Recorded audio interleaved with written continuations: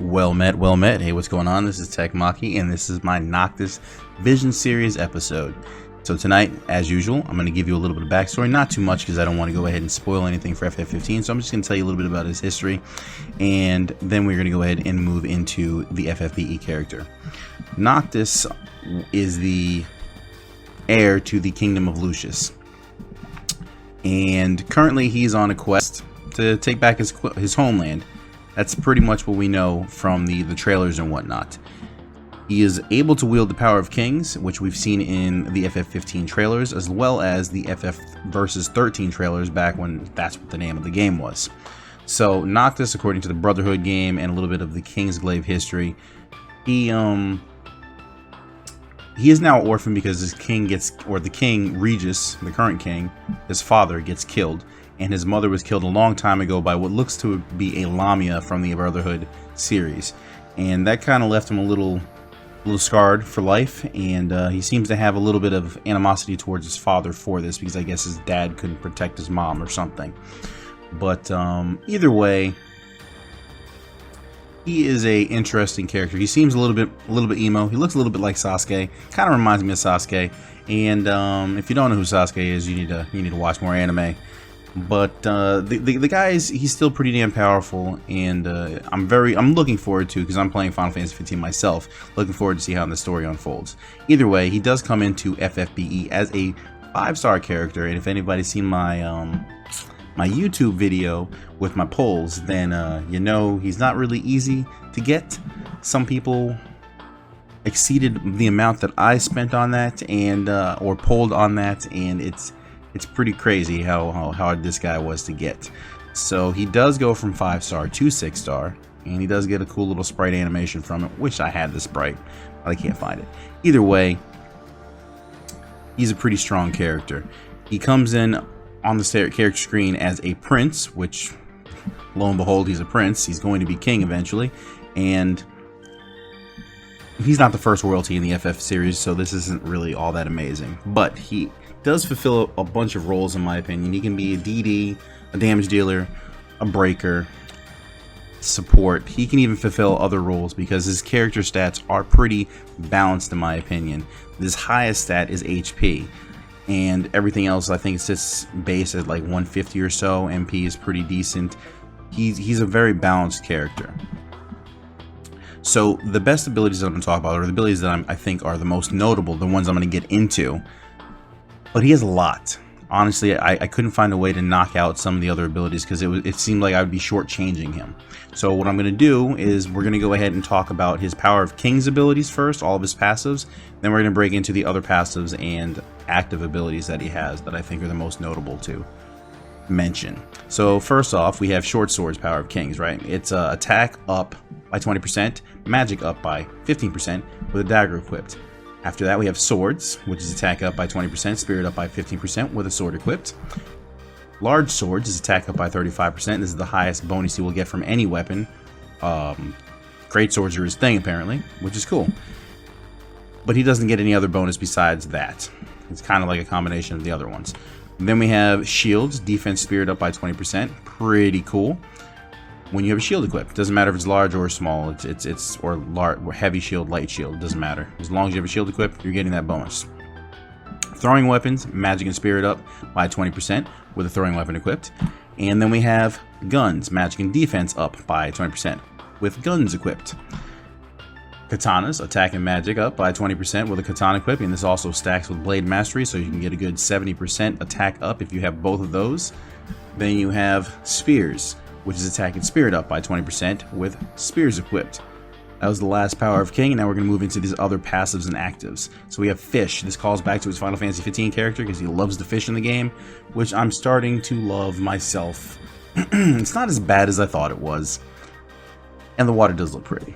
Anyway, it's an increased chance of being targeted 100%, so it's pretty much a full 100% provoke, but it only lasts for one turn. So this is a situational use. You got to like really prep to get this thing to shine. Next up, we have Cover. It's a different cover than the one that's already in the game. This is like the Final Fantasy 15 version of Cover, specifically for Noctis. He heals and refreshes the entire party for 3 turns. The heal rate is dependent on some stats, but either way, the base heal is 1000 HP, and the base refresh is 10 MP per turn. So you're getting a little bit back either way. It's going to definitely be more than 1000. It's definitely going to be more than 10 MP. It's a pretty cool skill. Then he has Link, which is a physical attack to one enemy with attack and magic up by 30% to all allies. I think it's pretty epic. It's a pretty cool skill in my opinion. It's not the best because it doesn't. 30% isn't all that much, but on the same note, this is kind of called back to Snow's exclusive TM that he had. This is one of the few ones that does attack and magic up, so I think that's a pretty cool skill, and it also calls back to Final Fantasy 15 again when he does Link strikes with his friends on enemies when you're doing blindside attacks and whatnot, or counters. So I think it's a pretty cool skill. Then we have, after that, Point Warp, which also is a reference to the game. They did a really good job of translating his skills from Final Fantasy 15, or the abilities he used in Final Fantasy 15, into Brave Exvius. So it's pretty good. Now, physical attack, or Point Warp is a physical attack jump. It's just like jump. You go up in the air, you disappear from screen. One turn delay, you come back down, you hurt the enemy. So it's a one enemy, one turn delay, but it does recover 2,000 of his HP and 135 MP. The drawback, I think, is that it costs 50 MP to cast, so you're only really getting back 85 MP. But it's still not a bad skill. If you're running low, you can use this a couple times in a row, getting some attacks in, get your MP back up if it's a long, drawn-out fight, you know, one of those trials that takes forever. Then we have Parry, which is a chance to negate physical damage by 20%. Or I'm sorry, not by 20%, damage taken, but you have a 20% chance for it to activate. It's kind of like Lightning's evasion skill, where she's always evading stuff in the arena. Anyway, then you have Fire Flash. This is fire damage, or fire hybrid damage to all enemies with 2 random status ailments. 30% chance that they'll proc. Now, this is a great skill. I love using it in the arena. I'm sure everybody else who has Noctis loves using this in the arena. This can apply any status ailment out there to the enemy. Petrify, paralyze, stop, even if that. I think they can do that too. I think it can do that. And so it's pretty cool. It is a pretty cool skill. Actually, no, take it back. You might not be able to stop. Anyway, it also calls back to the crafting mechanics in Final Fantasy 15 when you're crafting his spells in the magic flasks. So you also then have Blizzard Flask, which is ice hybrid damage to all enemies with stop, 30% chance. Pretty cool skill. And then you have Thunder Flask, lightning hybrid damage to all enemies with defense spirit down.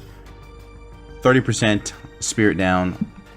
I think it lasts for 3 turns. It's pretty cool. It's not a bad skill. It's a great breaking skill. It's just not as badass as Elza's. Then you have Damage Warp, which is a counter physical attack by 30%. And it's a little different because you're not actually countering, you're healing yourself. So if you take damage, you just heal yourself. It's like auto heal.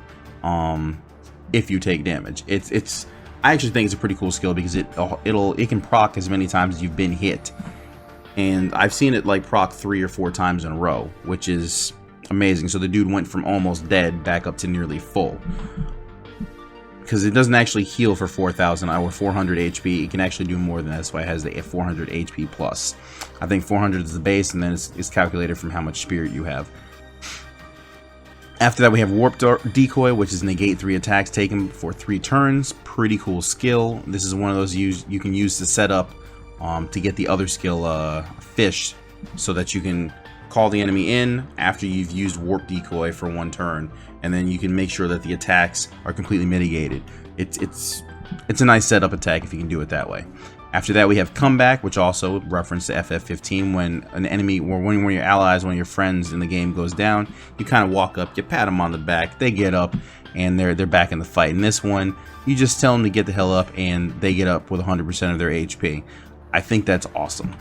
Then we have Warp Break, which is a physical attack with ignore defense 40% and attack and defense down by, I believe, or by 30% for 3 turns. I think it's pretty strong. It's a nice defense break. It's just, again, not as strong as Elza's, but this one does do attack and defense as opposed to defense and spirit. So you're hitting up multiple status or stats on the enemies. Next up we have his limit burst, and usually I don't mention limit burst because we all know they're going to be really strong, but his is exceptionally strong. So his limit break does take a long time to charge up. I have yet to use it because most of the things I've been in have been dead before I have had a chance to do it. I guess I could try exploration, but either way, it's called Armiger, and it does massive damage to one enemy with attack, defense, magic, and spirit up to all your allies for 2 turns. And the percentage is, it's 50% at lowest level and 74% at the highest level of the LB. This is an amazing LB. I don't understand. I get it. He's just really strong, and the multiplier on his attack is like, I think it's 8 times his base, or it's up to 11.4% or something of his base. It's pretty, or I'm sorry, 11.6% of his base. It's pretty amazing. It's a strong LB, very strong LB. It just only attacks one enemy. But this is great for single bosses or single bosses out there. You can really put the hurt on somebody. Next up we have his Trustmaster rewards, and this is kind of one of the highly debated things, along with some of the skills that he has. So if you really want to talk about this, or want to know more about this, I would definitely recommend you go check out my buddy Clay Zolt's page. He has also another Noctis guide out there, and he talks about the difference between the JP and the global side of the house. I would highly recommend that if you really want to know what the differences are. But his Trustmaster is the Ring of Lucii. It's an 8-star accessory that Noctis Noctis is chasing after this ring essentially in the game, or at least he should be. I hope he is. Either way, it's an amazing little ring, and it has magic and spirit +3, or yeah, +3. You'd think +3, that's pretty low, but then it also has access to the abilities Alterna, Death, and Holy. Now Alterna is a really strong magic attack.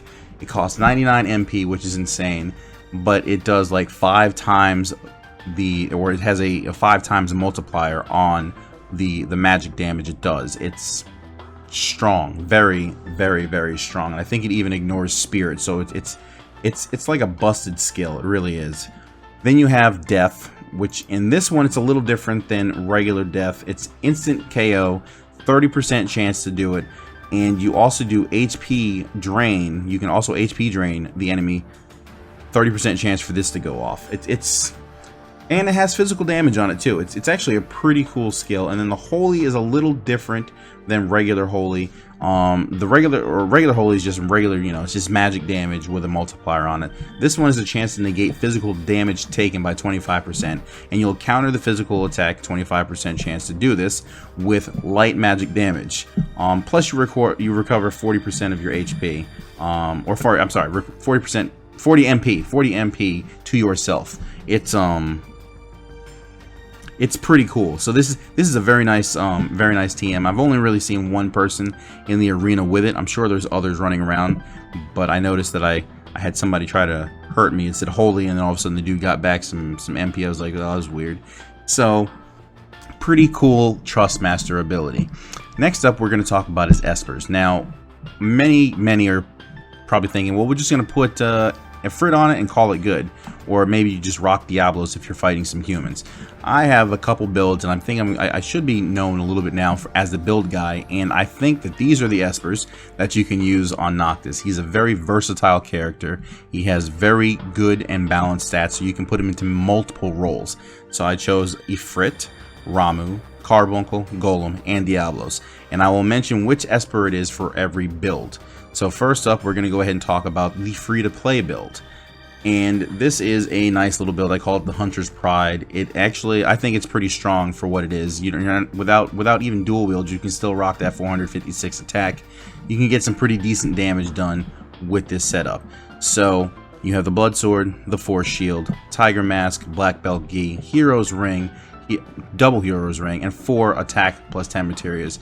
All of this can either be earned through crafting. The Fat Chocobo is the Force Shield, and the Blood Sword you'll have to go through the Coliseum and do your farming there.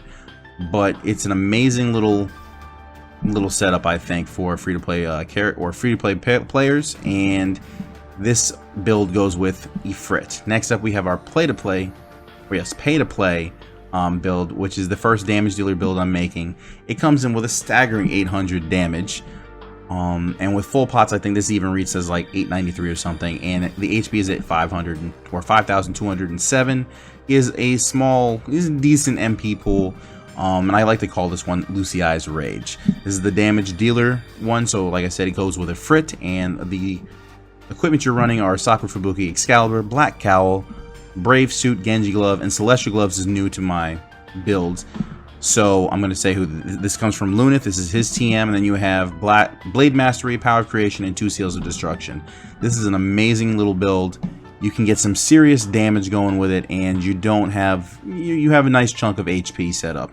With full pots, you're actually going to change this out though. You will switch out your Celestial Glove for the Infernal Armlet. The Infernal Armlet is the TM from Demon Rain from the Halloween event. He was also a 5-star base, so if you got him, cool. If you didn't, I guess you'll have to settle for the 893 attack if you can get the rest of the gear on this. But with this setup, you can come out at 898, and again, this is with Ifrit. So after that, we have our mage build, which I'm calling Reaper of Eos, and it comes out with 722 magic. I think that's pretty nice, and 353 is not bad attack still if you just need to auto some stuff down. So the main weapons you're going to put on there are new and enhancer so that you can get your letter of arms proccing, and the new because this new is from Hope's TM. It's actually a pretty cool weapon for magic damage if they can equip a throwing weapon. And the rest you're going to be rocking a vampire cloak, so you can get a little bit of that evasion skill, the evasion bonus that it has attached to the cloak. Plus it has high magic, and then you have the creepy mask, Genji Glove, and of course you're going to have Noctis's own TM, because why not? It does so much damage with Alterna.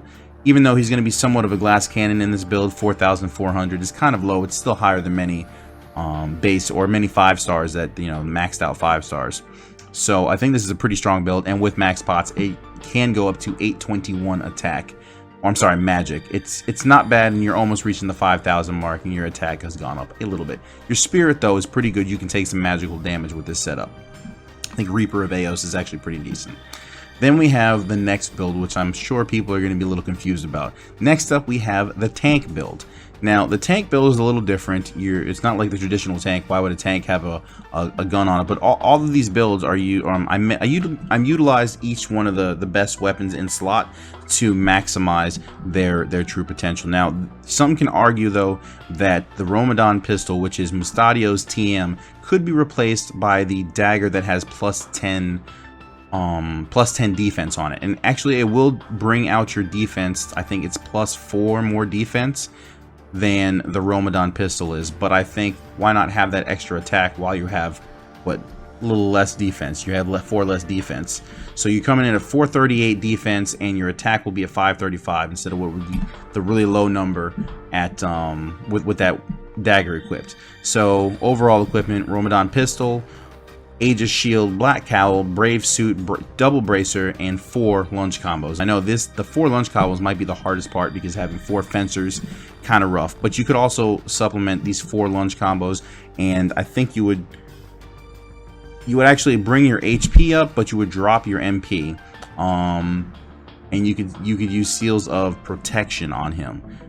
But I think your attack does drop. Actually, your attack drops, your HP goes up, your defense will go up, your spirit will go up. So you could use 4 Seals of Protection, but again, those are also limited characters. You might not have 4 of them either. But either way, this is the best setup for his Sleepless Shield in reference to Insomnia. And so I think this is a pretty good tank setup for him. And then with full pots, he goes up to 6,252, 504 defense. He has some pretty good attack, and it's essentially the same build. This one you're going to be using Golem, and the previous build I forgot to mention you will be using Ramu on. Now the next build we have is actually a healer. I'm calling this Lucei's Calm, and it comes in with a pretty good HP base of 5,959 HP. You have a decent MP pool, which you can always get back using your point warp. Or is it, yeah, point warp, and you have decent attack, 477. It's around what a free-to-play character will have. And your spirit is at 454, so you can truly maximize all of the healing spells. Plus, considering the fact that you'll be using Carbuncle on this, you'll have access to Cura, and your Cura will be now curing for somewhere around, I want to say 1,100 to about 1,300. It's not quite a Curaja, but it can definitely hold its own in conjunction with his other healing abilities like Cover, putting that massive regen and MP regen on your party. So the equipment that you'll be using is Demon Scythe. This comes from Elza. This is her TM. Rising Sun, which is Locke's TM, so that you can fully maximize all your power of Kings. And then you have Black Cowl, Vampire Cloak again, so you can get a little evasion on the guy to, in conjunction with his natural evasion. Genji Glove, Magistral Crest, which is Vanille's TM, and then 4 Seals of Protection. Again, same problem you can run into with the Seals of Protection, so you can't switch these out with lunge combos if that's what you have. Otherwise, you just have to downgrade a little bit more and find a way to up your spirit so you can truly maximize your skills. At max pots, he comes in at 529 spirit, 516 attack, 6,656 HP, and a good chunk of MP for 3,433. I think Lucia's Calm is a pretty decent healer setup for Noctis, and it can definitely keep your party alive. The last build I have is what I'm calling the Gladiator's Envy. Now this is your arena build. So I've set up things a little different on this one. It's not really going to maximize any specific stats, but it will definitely, like 582 attack is definitely enough damage in the arena to maximize your attacks.